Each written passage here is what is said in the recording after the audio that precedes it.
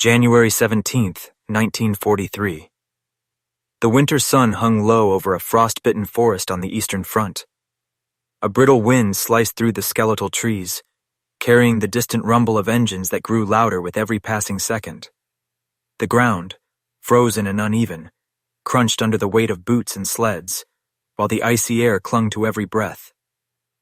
Somewhere ahead, a column of German Panzers rolled relentlessly, their steel hulks glinting coldly in the dim light, tracks carving deep ruts into the snow. Hidden in a shallow foxhole, a lone Soviet gunner squinted through frost-coated optics, his breath visible in ragged clouds. He adjusted the rough aiming mark on his outdated anti-tank gun, an old 45mm model pressed into service far beyond its intended purpose. Around him, his comrades waited silently, tension pressing on their shoulders like a heavy fog. Each man knew the odds, yet each man held a fragile thread of hope. As the first Panzer emerged from the trees, its engine growl now deafening, the gunner steadied his trembling hands. One shot, one careful improvised aim, could decide the fate of the advancing column and the men watching beside him. The forest held its breath. By early 1943, the Eastern Front had become a frozen theater of desperation and relentless attrition.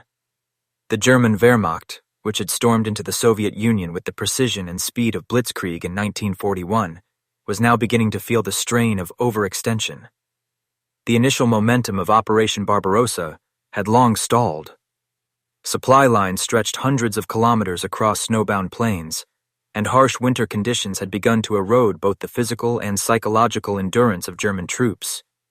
Fuel shortages, mechanical failures, and relentless Soviet resistance had slowed the panzer columns to a crawl in many sectors, leaving them vulnerable to well-prepared defenses. Meanwhile, the SAS, a Red Army, had been transformed from the desperate, chaotic force of 1941 into a more disciplined and strategically adaptive army. Months of reorganization, retraining, and reinforcement had given Soviet commanders the tools to exploit German weaknesses. They had learned to leverage terrain, weather, and defensive positioning, turning what had once been straightforward assaults into deadly traps for armored units. Artillery placement, minefields, and improvised anti-tank tactics were now integral to every defensive strategy. Small units, even a single well-positioned gunner, could disrupt an entire panzer advance if the conditions were right. The landscape itself worked in favor of the defenders. Forested regions, icy rivers, and snowbound roads channeled movement into predictable paths. German columns, heavy and slow, often followed frozen tracks with little room for maneuver. These natural choke points became the sites of fierce resistance. Commanders on both sides understood that controlling these zones could determine the success or failure of larger operations. Reconnaissance was critical, yet limited visibility in blizzards, fog, or wooded terrain often left attackers unaware of hidden Soviet positions. The unpredictability of the environment amplified the effect of even minor tactical decisions, giving small units a disproportionate impact on the battlefield. In the days leading up to the engagement, intelligence reports indicated that a medium-sized Panzer detachment, comprising Tiger IIs, Panzer IVs, and a few lighter assault vehicles, was advancing toward a strategic supply route near the small village of Zareki. The route itself was vital. It connected larger German forces with frontline units and logistic support. Soviet command recognized that if the Germans secured the path, they could launch further offensives into sparsely defended territories. High-ranking officers debated whether to commit larger forces to defend the area or rely on smaller, specialized teams to delay the advance. Resource constraints and overextension of manpower led them to opt for a calculated gamble, placing limited but strategically positioned anti-tank assets along the predictable approach corridors. Among these preparations was the assignment of a single gunner, equipped with an antiquated 45mm anti-tank gun. While considered obsolete against the armor of the Tiger II or even Panzer IV, Soviet planners understood that ingenuity and terrain advantage could offset technological inferiority. The gunner's task was simple in description, but monumental in implication. Hold the line long enough to slow the German advance, buying precious time for reinforcements. Camouflaged in a shallow depression beneath the skeletal branches of frost-covered pines, the position offered a narrow but critical field of fire. Every step, every sound, and every movement in the approaching column would be scrutinized with meticulous attention. The psychological dimension of this mission was equally significant. Soldiers on both sides carried the weight of attrition warfare on their shoulders. German Panzer crews, accustomed to rapid victories, now faced the creeping anxiety of an enemy that could strike unexpectedly. Every maneuver carried risk. Every hesitation could invite destruction. For the Soviet defenders, morale was fragile yet resilient. Training had instilled discipline, but the winter's brutal grip made fatigue a constant companion. Each man understood that survival was intertwined with the effectiveness of his comrades and the precision of his aim. The pressure to perform under such conditions was immense, particularly for a lone gunner tasked with confronting a heavily armored threat. Technological disparities defined the stakes. German tanks were increasingly sophisticated, with thicker armor, more powerful cannons, and greater mobility than most Soviet counterparts. Yet these advantages were not absolute. Ice, snow, and constrained routes limited maneuvering. Anti-tank shells, when fired with precision, could exploit weak points in the Panzer's design: tracks, lower hull plates, and gun mantlets. Soviet gunners, trained to observe and calculate these vulnerabilities quickly, often relied on a combination of skill, instinct, and improvisation. In many engagements, success depended less on the raw power of the weapon and more on the gunner's ability to read the battlefield and act decisively. By late morning, scouts reported the German column's progress through the forest. The sound of engines had grown from a distant murmur to a steady, ominous roar. Officers conferred briefly, then withdrew, leaving the small defensive team to carry out their plan.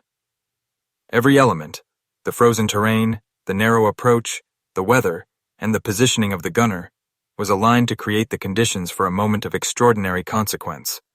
A single, improvised shot, delivered with careful aim and unwavering resolve, had the potential to disrupt an entire mechanized advance, demonstrating the immense impact that individual initiative could exert in a theater dominated by massive armies and powerful machines. The stage was set. The forest held its secrets, the wind carried the approaching menace, and the gunner's eyes focused on a line of glinting steel that would soon enter his field of fire. Every second felt suspended in anticipation, the calm before a storm that would unfold in minutes. As the German Panzer column crept forward, the tension on both sides was palpable. On the Soviet side, small teams of artillerymen, infantry, and support crews huddled in concealed positions, their breaths forming fleeting clouds in the freezing air. Supplies were scarce, and every shell counted. Commanders had drilled the importance of restraint and precision. Each shot wasted was a lost opportunity to halt the enemy's advance. In this sector, where the forest funneled armored vehicles into narrow paths, even a single anti-tank gun could wield disproportionate influence. The gunner's role, though singular, was emblematic of a broader Soviet strategy that relied on adaptability over raw force. For the Germans, the march forward was a study in confidence tempered by caution. Blitzkrieg had taught them to expect rapid breakthroughs, but winter in the east was an unforgiving opponent. Tank crews were aware that frozen roads could conceal hidden obstacles, and that forested flanks might hide defenders with lethal intent.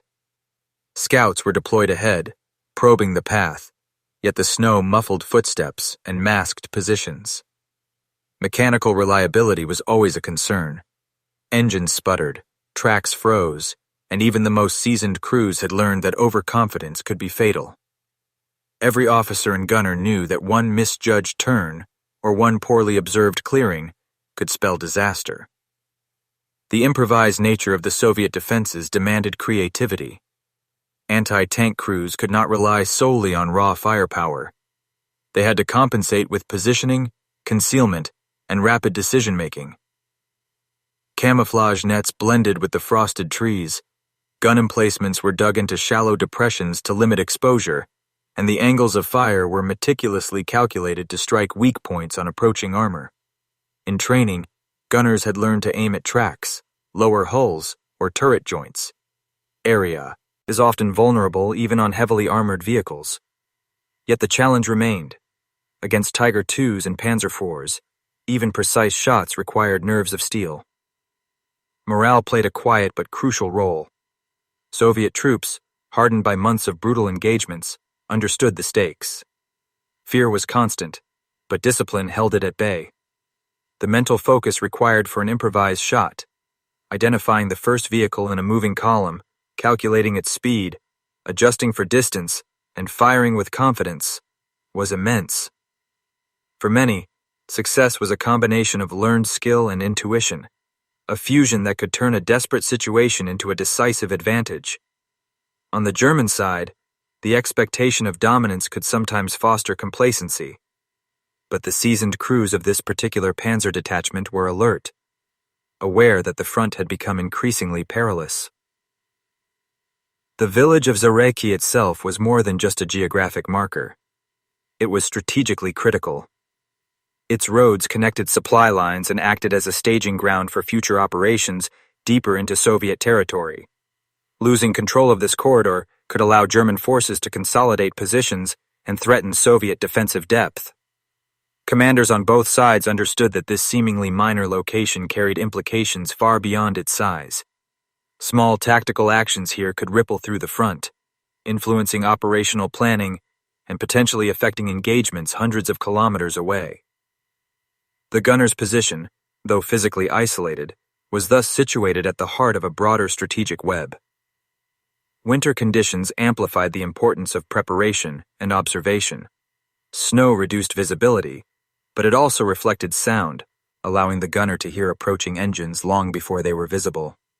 Frost-coated trees limited movement, forcing armored vehicles to follow predictable paths, which could be exploited. The frozen ground made digging proper, emplacements arduous, yet necessary. Every element of the environment could be turned to advantage or disadvantage, depending on the skill of those who understood it. The gunner, with a careful eye and steady hand, could use the frozen forest to conceal both his presence and the deadly potential of his weapon. Training and doctrine intersected with improvisation in this setting. Soviet gunners were instructed in conventional firing techniques, yet they often faced scenarios where those techniques were insufficient. The ability to improvise, using field observations, calculating trajectories, and making split-second adjustments, was the mark of an effective operator. Historical records from similar engagements show that improvised aiming, quick thinking, and an intimate understanding of terrain often compensated for inferior weaponry. It was a reality born out of necessity. Resources were finite, and failure was costly. Every action had to count. As the hours of waiting stretched, the forest seemed to hold its own breath.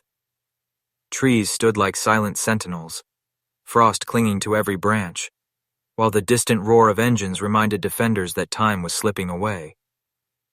The gunner checked his limited ammunition, tightened his gloves against the cold, and peered again through the optics, tracing the rumbling line of German armor advancing along the narrow path. Commanders had placed their trust in this single point of defense, and the weight of that responsibility pressed upon him. Yet there was no hesitation, only the quiet focus that comes from understanding both the power and the fragility of one well-placed shot.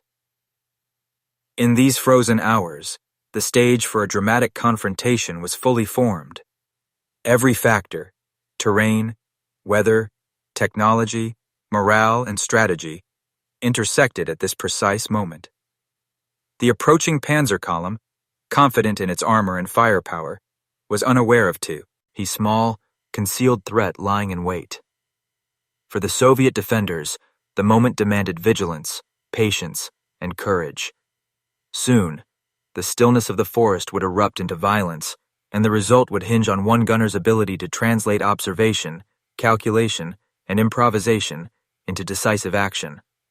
The tension in the air was almost tactile, a prelude to an engagement that would unfold in minutes, but leave its mark far beyond the frozen path near Zareki. The human dimension of the engagement cannot be overstated. The gunner, though young and relatively inexperienced, carried the weight of expectation alone in a small foxhole amid frost-bitten pines. Every movement was deliberate, every breath measured. His hands, encased in gloves stiff from cold, gripped the metal of the 45mm gun with a tension born of necessity. Unlike massive artillery units, his role demanded precision under extreme pressure. While his comrades nearby waited, the burden of timing, aim, and survival rested entirely on him. Fear was present, but it was tempered by resolve. The ability to act decisively, to overcome the instinct for self-preservation, distinguished him from the surrounding troops. Historical accounts from similar engagements show that gunners who succeeded often described a moment of absolute clarity, a sudden alignment of focus and instinct, where hesitation was impossible. This was not bravado, but the rigorous training and experience that allowed a single individual to influence an entire battlefield. Tactical considerations framed every action. The forest, while providing concealment, also restricted the gunner's line of fire. The narrow corridor forced the German panzers into predictable paths, yet it demanded impeccable timing to exploit this advantage. Positioning the gun at a subtle angle, slightly elevated, allowed him to target the front and lower Hölzer, the first tanks. Each movement had to be calculated, each adjustment weighed against the approaching threat. If a panzer's tracks were hit, immobilization could cascade, halting the column behind it. The gunner's improvisation involved understanding not only his own weapon's limitations, but the weaknesses of the enemy. Historical analysis of Eastern Front engagements demonstrates that tactical awareness, knowing when to fire, where to aim, and how to conserve ammunition, was often more decisive than raw firepower. The ability to visualize the battlefield as a dynamic system, where one precise action could trigger a chain reaction, was essential. Technological factors complicated the situation.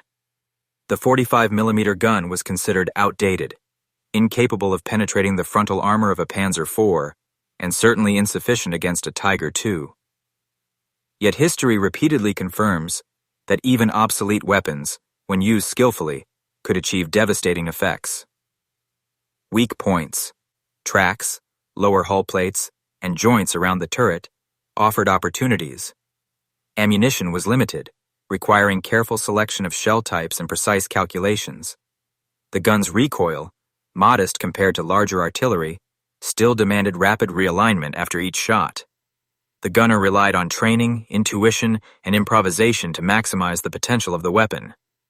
Modern military historians emphasize that understanding one's equipment and exploiting its strengths, rather than lamenting its weaknesses, was crucial in engagements where small forces faced armored opponents. Leadership played a subtle but influential role. While no commanding officer directed the gunner's every move during the engagement, the broader strategic decisions set the stage. Soviet commanders, recognizing their inability to deploy overwhelming force, deliberately relied on small unit initiative. Trust in individual judgment, she paired with disciplined training, created a framework where improvisation was both permitted and expected. Historical reports reveal that commanders often left minor but critical decisions to junior officers and specialists precisely because they understood the limitations of top-down control in dynamic combat situations. The gunner's ability to act decisively was not a lapse in oversight, but the intentional outcome of a command philosophy that valued situational adaptation over rigid procedure. The enemy perspective adds further depth.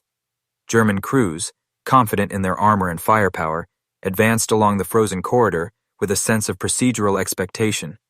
They anticipated resistance, but the concentration of a single concealed gunner posed a unique challenge. Observing vehicles, especially heavier tanks, required careful coordination. One immobilized lead tank could halt dozens behind it. Panzer crews were trained to respond to ambushes, yet historical data shows that surprise and precise targeting often disrupted even the most disciplined formations. The advancing column faced terrain that limited maneuver, snow that masked approach paths, and the unseen presence of defenders.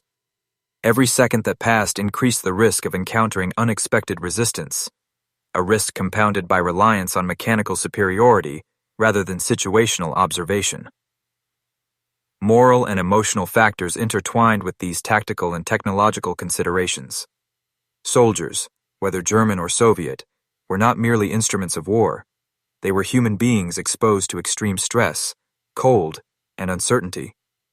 The gunner's focus was a product of discipline, but also of fear, adrenaline, and determination. Each tank that emerged from the trees presented both a technical challenge and an emotional trial. The potential for failure carried the weight of immediate death, as well as the bros, or consequence for comrades in the ongoing defensive operation. Psychological studies of wartime behavior indicate that high-stakes situations often amplify both fear and effectiveness, producing acts of extraordinary courage. In this case, the gunner's improvisation was fueled as much by emotion as by calculation. Every factor, human, tactical, technological, leadership, enemy, moral, interacted in a complex web. The gunner's decision-making process was not linear, but dynamic, a constant assessment of shifting variables. His eyes traced the approaching steel, his mind calculated angles and trajectories, and his body executed actions refined through training and instinct. Historical documentation confirms that individual initiative in such scenarios could disproportionately affect outcomes, particularly when combined with environmental advantages. The alignment of human skill, improvisation, and situational awareness transformed a simple act of aiming and firing into a pivotal moment capable of reshaping the battlefield. The forest remained silent, yet the anticipation was almost tangible. Engines growled in the distance, a rhythm that measured the passage of time and the approach of danger. The gunner's heart beat in sync with the rumble of advancing tanks, a quiet drumline beneath the chaos to come. Every choice carried weight. Every breath was heavy with consequence. Moments like these, historians note, reveal the profound impact of human agency in war. A single individual, armed with modest equipment and an acute understanding of circumstance, could challenge the might of an entire mechanized column, altering not only immediate tactical outcomes, but also morale, strategy, and the broader rhythm of the front. Leadership, while often associated with generals issuing orders from distant command posts, also manifested in subtle, decentralized ways on the battlefield. In this engagement, it was the foresight of mid-level officers and non-commissioned leaders that shaped the outcome.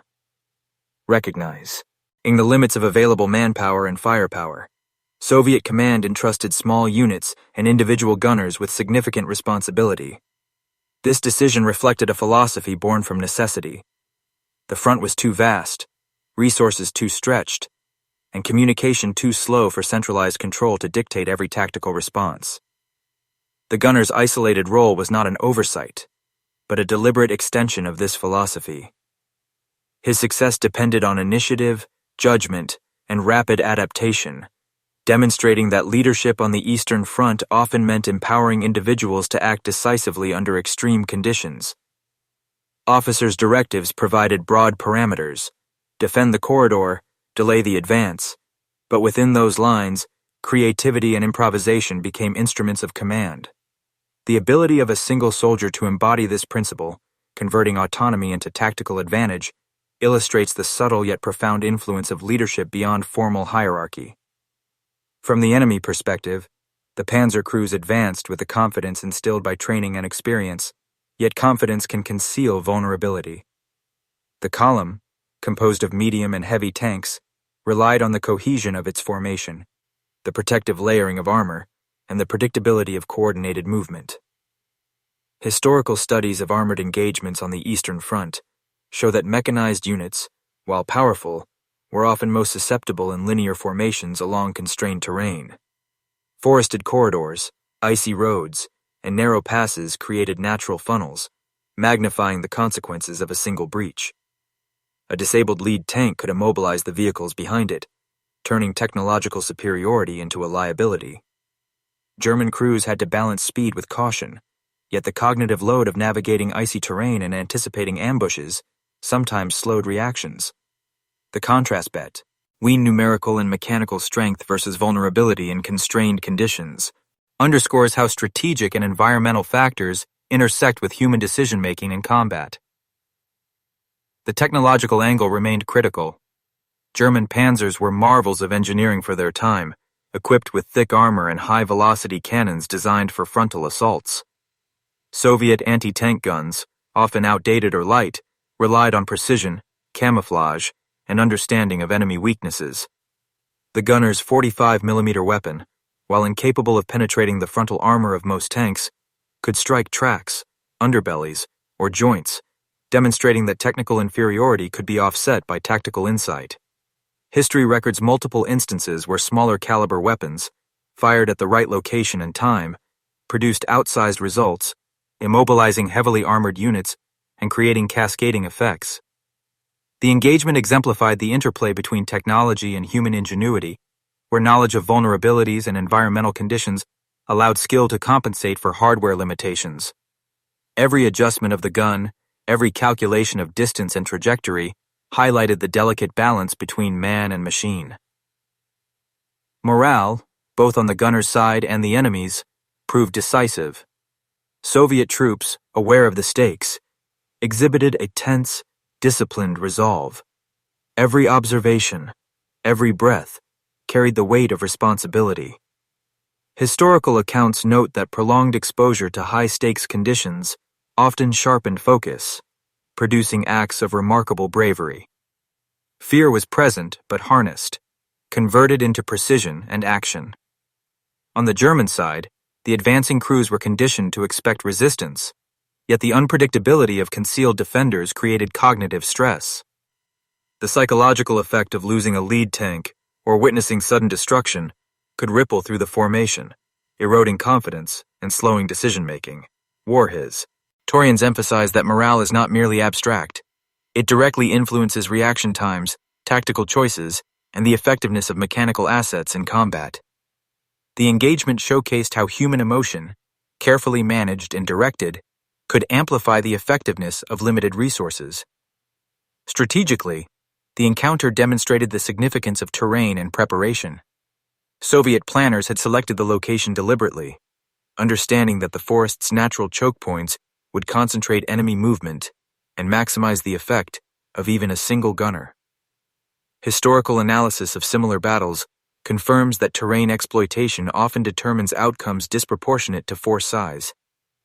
Ice, snow, and constrained pathways reduced German maneuverability while enhancing the defensive potential of concealed positions.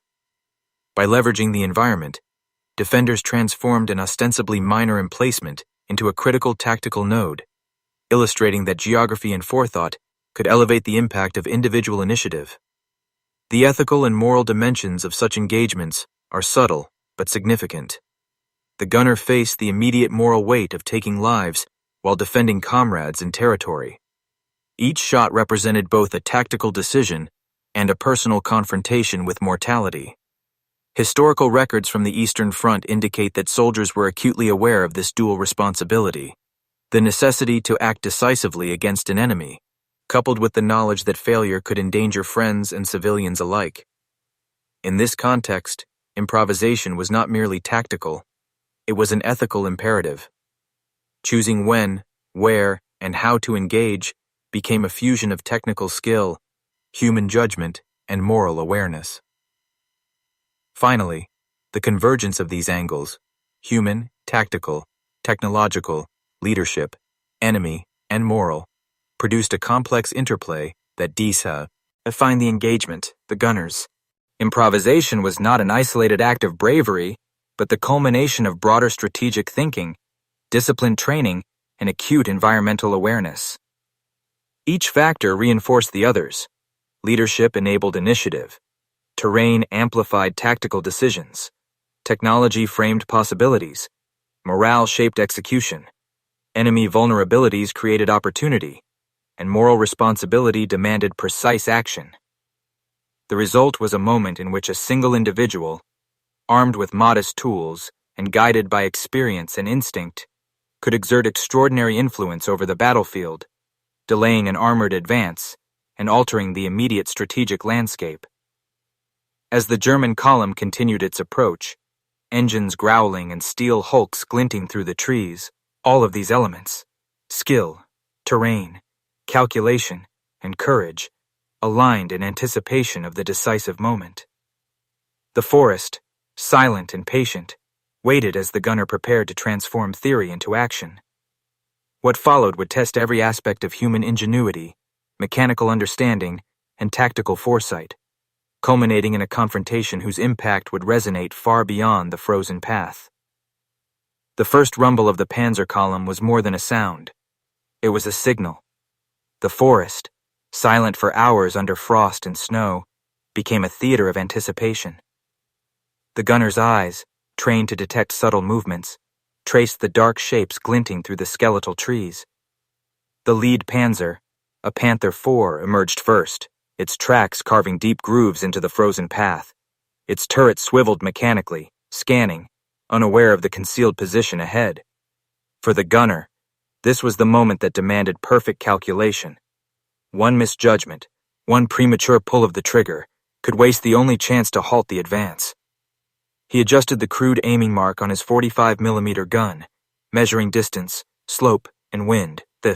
Snow reflected light in ways that could distort perception, so he focused on the movement of the tracks rather than the vehicle itself. The column behind the lead tank rumbled in tight formation, confidence evident in the synchronized movement of German steel. In that instant, the gunner understood the broader effect of a single shot. Hitting the lead vehicle could immobilize it, creating a choke point that would disrupt dozens of tanks following behind. Years of training and countless simulations, both formal and improvised, crystallized into a moment of absolute clarity. He exhaled slowly, steadying his hand. The mechanical click of the gun's elevation adjustment felt louder than it should, magnified by tension. He recalled the weak points drilled into memory: tracks, lower hulls, and underbelly plating. The Panther's frontal armor was impervious, but its tracks were exposed, vulnerable to even a modest shell if the angle and timing were precise. A misfire or misalignment could render the effort futile, yet hesitation was no longer an option. The forest seemed to shrink, the sound of engines growing into a continuous roar, each vibration carrying through the frozen ground to the gunner's fingertips. The first shot rang out. A sharp crack echoed against tree trunks and snowbanks. The shell struck the lead Panzer's left track. Steel twisted and ground against ice, and the massive tank jerked violently, coming to an abrupt halt. The column behind it collided into the immobilized vehicle, engines growling, metal grinding. In seconds, the carefully synchronized advance turned into chaos. Crews scrambled inside their tanks, attempting to maneuver or reverse, only to find themselves trapped in the narrow corridor. The psychological shock was immediate. Soldiers trained to expect resistance now faced the unpredictable consequences of a single, well-placed strike. The gunner did not pause. Each moment counted. He recalculated, accounting for the column's slight shift, the recoil of his weapon, and the irregular snowbank that could deflect a shell. Another round struck the second tank's track, compounding the bottleneck. The forest, once a silent witness, now vibrated with the sound of engines straining and metal scraping. The Germans' numerical and mechanical advantage became irrelevant in the confined space. Historical accounts of similar ambushes on the Eastern Front emphasize this phenomenon. Even superior forces could be paralyzed when terrain and precision intersected with human ingenuity. Smoke began curling from the immobilized tanks, a thin gray haze against the pale winter light. Crew members shouted inside the hulls, commands drowned in engine noise and panic. The gunner's focus sharpened further. He adjusted for the Panther's turret orientation and the slight drift of a lighter Panzer IV approaching from the rear. With each shell, a calculated strike targeted the most vulnerable points: tracks, lower plates, and suspension components. Within minutes, the lead half of the column was effectively neutralized, stalled in a tight snarl of frozen steel and twisted tracks. Soviet comrades observing from nearby positions held their breaths, noting the effectiveness of the lone gunner. Their own roles were passive for the moment. The destruction depended entirely on his precision, timing, and calm under pressure. The psychological effect was profound. A small unit, normally overshadowed by the presence of hundreds of enemy vehicles, now watched a single man alter the tactical landscape. Historical studies indicate that such moments had cascading effects. Immobilized columns delayed supply, altered German planning, and forced rapid adaptation under duress.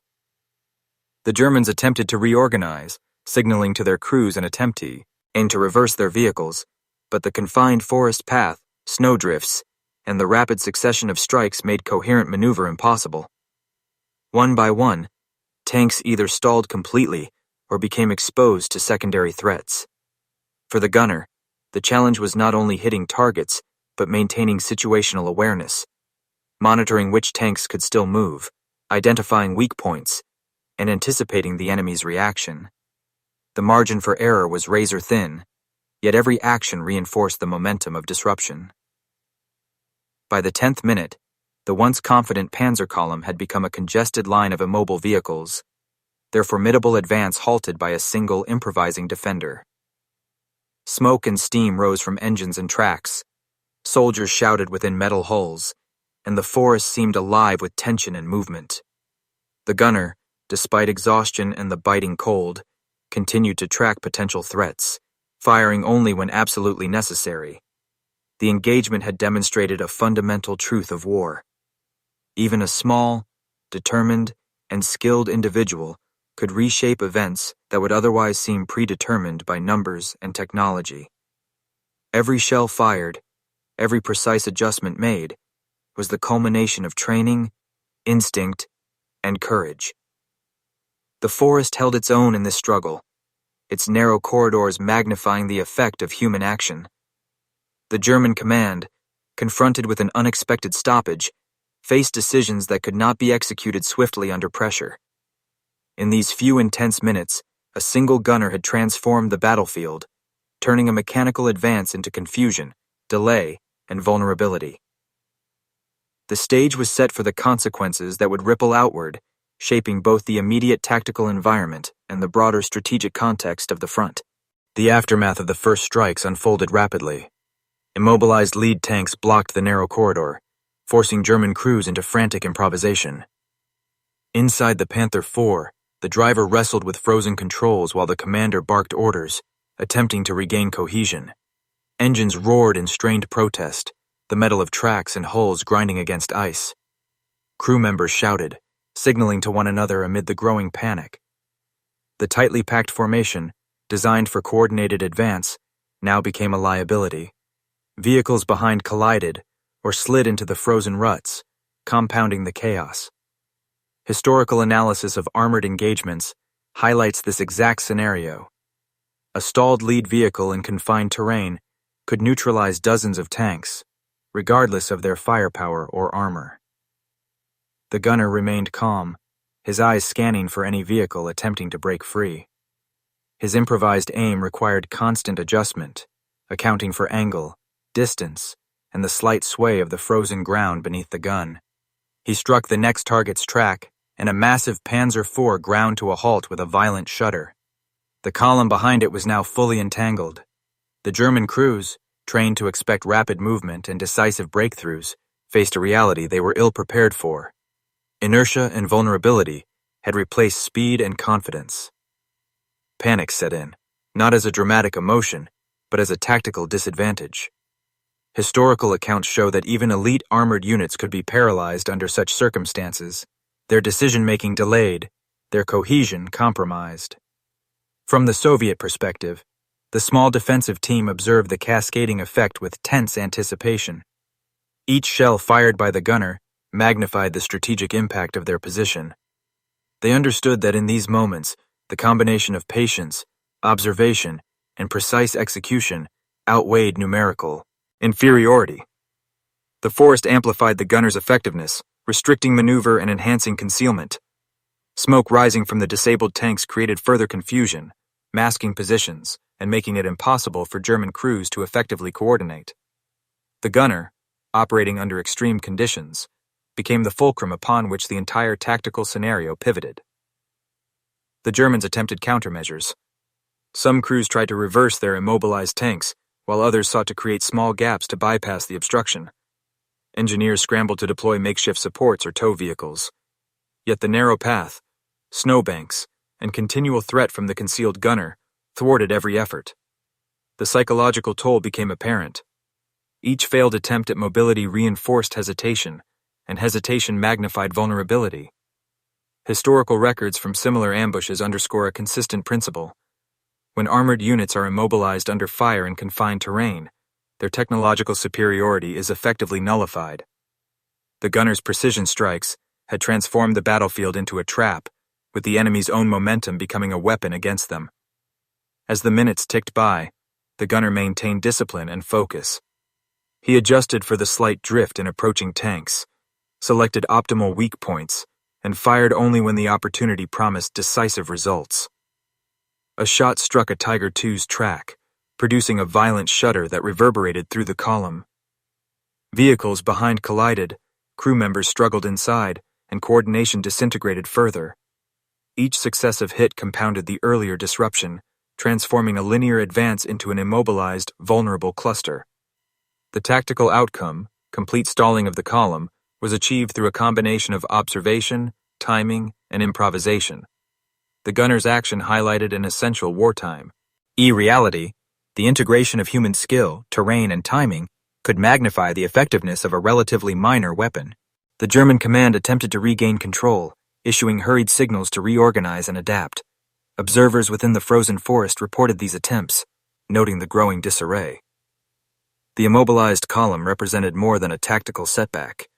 It jeopardized the broader operational timetable. Supplies delayed, reinforcements stalled, and offensive momentum lost. The forest, once a passive setting, became an active participant, channeling vehicles into predictable paths, amplifying the effect of each shell, and exposing weaknesses in both planning and execution.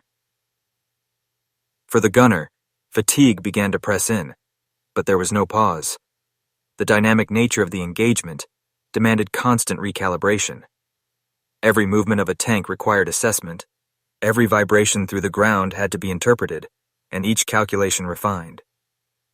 Historical studies of artillery and anti-tank engagements emphasize that sustained precision under stress distinguishes extraordinary operators from ordinary soldiers.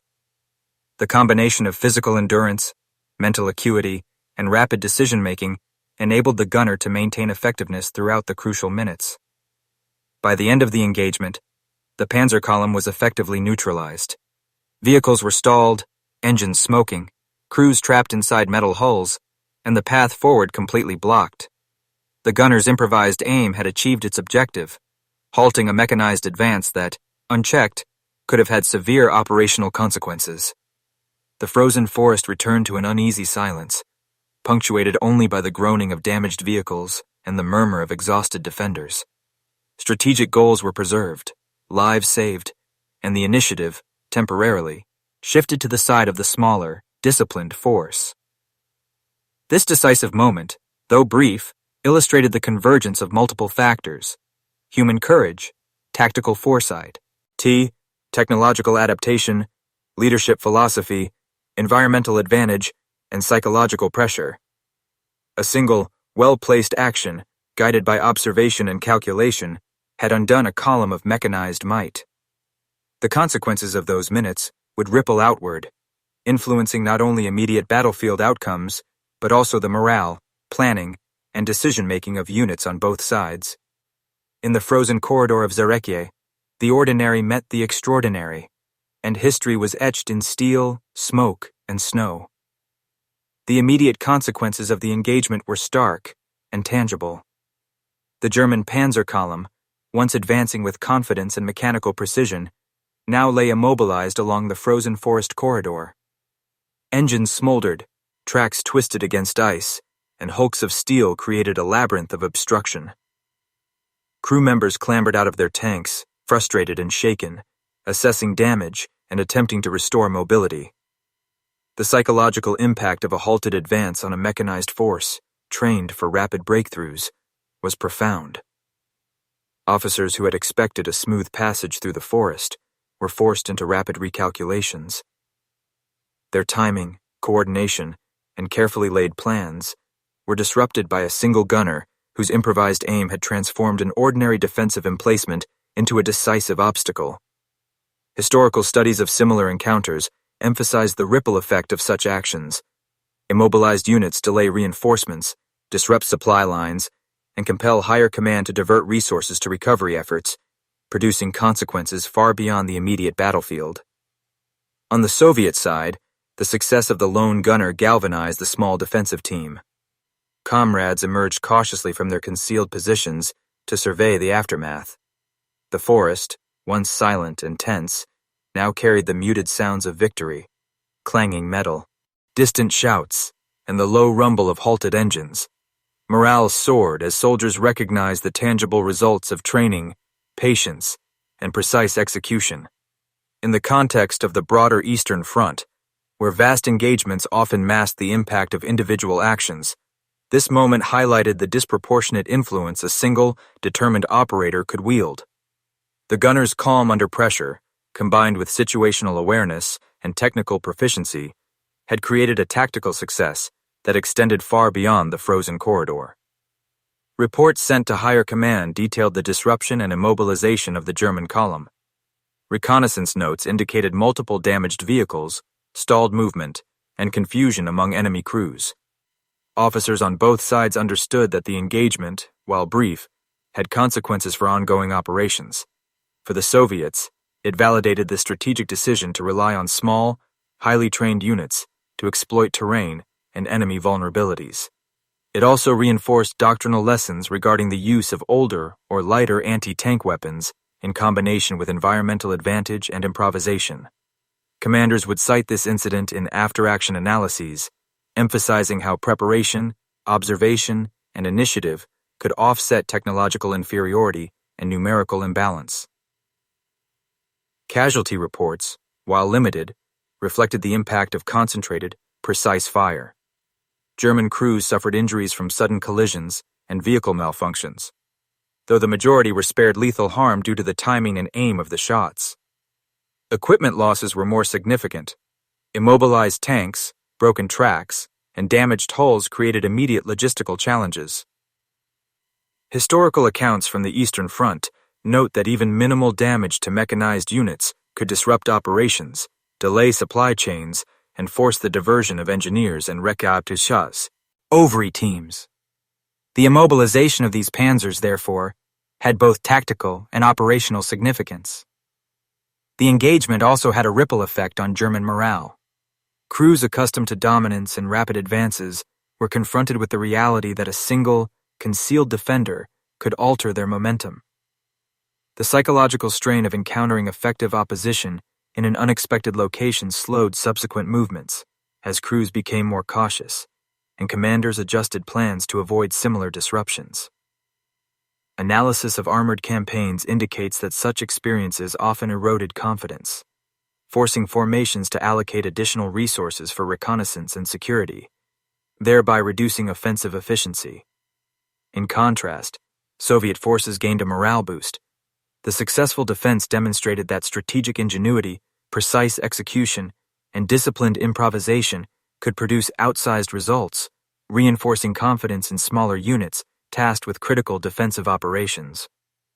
Beyond the immediate tactical consequences, the event influenced subsequent operational planning. The immobilization of the Panzer column created a temporary gap in German offensive operations, delaying further advances into adjacent sectors. Reinforcements were rerouted, supply lines adjusted, and command communications intensified to address the unexpected obstacle. For the Soviets, this window allowed for the repositioning of additional units, strengthening defenses, and consolidating gains. Historical analysis emphasizes that such moments, though short in duration, often shaped larger engagements, affecting the rhythm of operations and altering strategic outcomes. The frozen forest near Zarekye, once merely a backdrop for the march of mechanized war, became a testament to human skill, courage, and improvisation. A single gunner had transformed a narrow corridor into a decisive point of defense, halting a mechanized advance and influencing the broader operational landscape. In these hours, training, observation, and environmental understanding converged to produce a tactical success whose significance extended far beyond the immediate battlefield. The frozen ground, the twisted tracks, and the stalled engines bore witness to an event in which preparation met opportunity and individual initiative reshaped the course of action. The broader consequences of the engagement became evident in the days that followed. German command struggled to re-establish cohesion within the immobilized Panzer column. Recovery efforts required engineers, tow vehicles, and additional manpower, all diverted from other critical operations.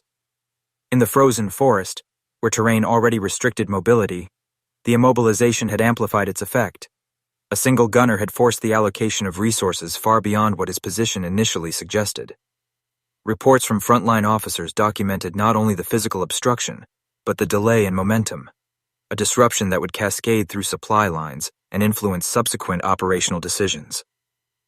Military historians have consistently highlighted such engagements on the Eastern Front, noting that small unit actions, when executed with precision, could alter the timing and effectiveness of mechanized advances, producing consequences disproportionate to their size. The morale effects extended beyond the immediate participants.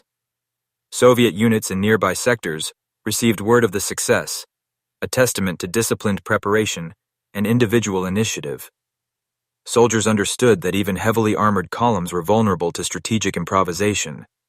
For commanders, the engagement validated the doctrine of leveraging terrain, observation, and small unit ingenuity to compensate for technological inferiority.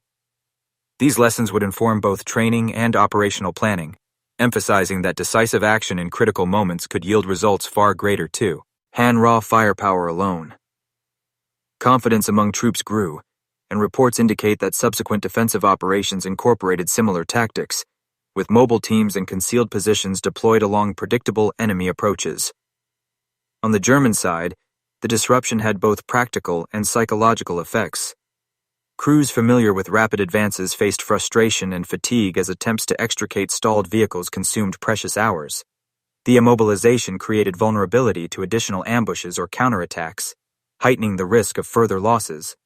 Commanders, forced to assess damage and adapt strategies, had to reconcile confidence in armored superiority with the unpredictability of terrain and enemy ingenuity.